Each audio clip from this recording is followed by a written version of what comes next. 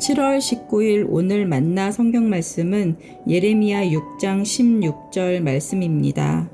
나 주가 말한다. 나는 너희에게 일렀다. 가던 길을 멈추어서 살펴보고 옛 길이 어딘지 가장 좋은 길이 어딘지 물어보고 그 길을 가라고 하였다.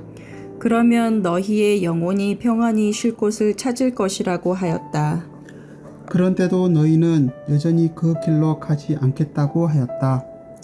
아멘. 오늘 만나로 만나주시는 하나님을 기대합니다. 우리는 종종 하나님 그분의 뜻을 알지 못해서 그 나라에 부합한 삶을 살지 못한다고 토로하곤 합니다. 알려만 주시면 그 길을 따라 살겠는데 그 방향을 가리우시니 오히려 답답한 것은 우리라고 한탄하곤 합니다.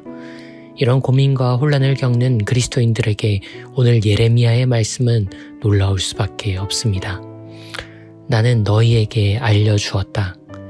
그분은 이미 우리에게 당신의 뜻, 당신의 의지와 당신을 따르는 길을 충분히 알려주셨다고 분명히 말씀하십니다. 도대체 언제 그러셨냐고 반문하고 싶은 이들에게 그분은 이어서 말씀하십니다. 당신의 뜻과 의지, 길을 알려주셨을 뿐만 아니라 혹여 혼란과 방황을 고려하여 다음과 같은 조치를 행하셨다고 이어 언급하시지요. 가던 길을 멈추어 살필 여유도 마련해 주었다. 배우고 참고하라고 이전 길들도 보여주었다. 가장 좋은 길을 물어볼 안내자들도 보내주었다.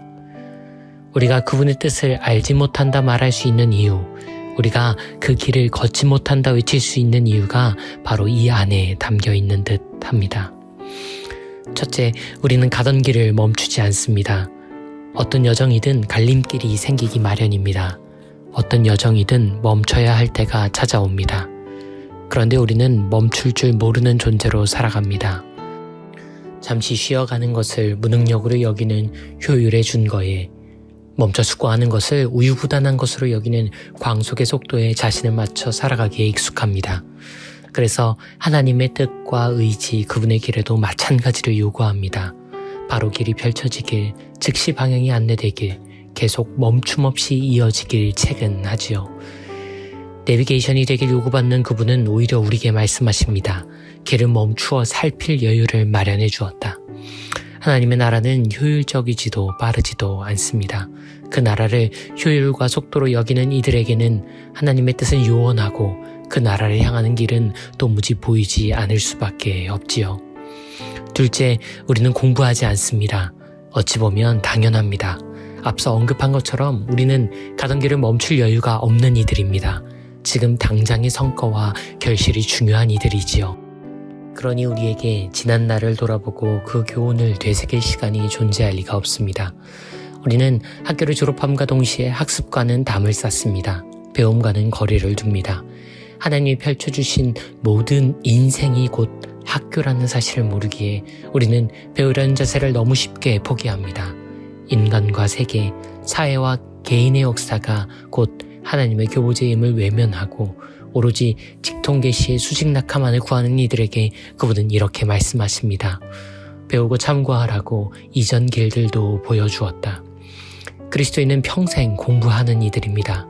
우리는 그 나라에 이르기까지 졸업이 유예된 인생학교의 학생들임을 잊지 않아야 합니다.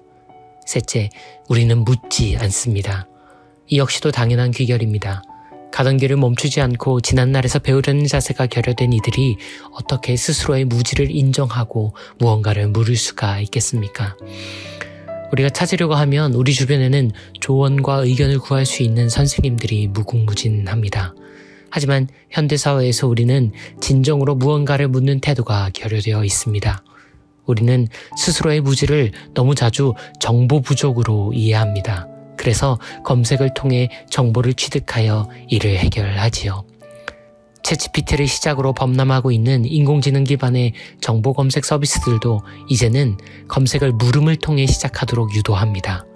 제대로 된 물음을 던질 수 있는 사람이 이제 유의미한 검색 경험도 할 수 있는 세상이 되었습니다. 물음은 나의 무지와 결여를 인정하고 인격적인 언어로 이를 실토하는 과정입니다. 가장 좋은 길을 물어볼 안내자들도 보내주었다. 오직 물을 수 있는 사람들만이 가장 좋은 길을 알려줄 선생님들을 만날 수 있습니다. 성서의 전통이 인생에게 가려져 있는 것으로 간주하는 것은 분명합니다. 바로 하나님 그분이지요. 성삼위 하나님은 모든 인간에게 가닿을 수 없는 영원한 신비입니다. 하지만 그분의 뜻과 의지 그리고 이를 따르는 길은 성서 전통에서 언제나 밝히 드러나 있습니다. 그분은 이를 알리시려 율법과 말씀을 주시고 제의와 성전을 허락하시며 수많은 예언자들을 보내주십니다. 하나님은 인간이 알 수 없지만 그분이 인간에게 바라시는 바는 결코 감추어져 있지 않다는 것이 구약성서의 일관된 이해입니다. 그리고 신약성서는 그와 같은 계시의 궁극적 완성으로서 예수 그리스도를 제시합니다. 그리고 그분 역시도 생의 마지막 순간에 유언처럼 제자들에게 이렇게 당부하셨지요. 여러분은 이제 저의 친구입니다. 제가 아버지에게서 들은 모든 것을 여러분에게 빠짐없이 알려주었기 때문입니다. 그러니 여러분, 하나님의 뜻을 모른다고 하지 마십시오. 그분의 의지를 알 수 없다 하지 마십시오. 그 나라를 향하는 길이 가려졌다 하지 마십시오. 우리는 사실 모르는 것이 아닙니다. 멈추지 않고 배우지 않고 묻지 않을 뿐이지요. 오늘의 말씀은 멈추지 않는 인생, 배우지 않는 인생, 묻지 않는 인생을 그 길을 가지 않겠다고 결정한 사람들이라고 결론 짓습니다. 그러니 우리 스스로에게 솔직하게 자문해 봅시다. 우리는 정말 하나님의 뜻과 의지, 따를 길을 모르고 있습니까? 아니면 알고는 있지만 그 뜻과 의지 그리고 길을 따르지 않기로 결정하고 있습니까? 부디 오늘 하루 이 질문이 여러분을 멈추게 하길, 여러분을 배우게 하길, 여러분을 묻게 하기를 간절히 소원합니다. 주님, 당신의 뜻을 위해 멈추겠습니다. 당신의 의지 구해 배우겠습니다. 당신의 길을 따라 여쭙겠습니다. 알리신 뜻을 밝혀주십시오. 분명한 의지 보게 하십시오. 따라야 할 길 걷게 하십시오. 이정표이자 안내자 그리고 길벗 되시는 그리스도 예수님 그 이름으로 기도합니다. 아멘. 이제 두 가지 기도 제목으로 기도합니다. 멈추는 삶, 배우는 삶, 여쭙는 삶을 살게 하옵소서. 여름 특별한 배움을 누리는 차세대와 청년 공동체에게도 멈춤과 배움, 물음이 전수되게 하옵소서. 두 가지 기도 제목으로 기도한 후 개인의 기도로 경건을 이어갑니다.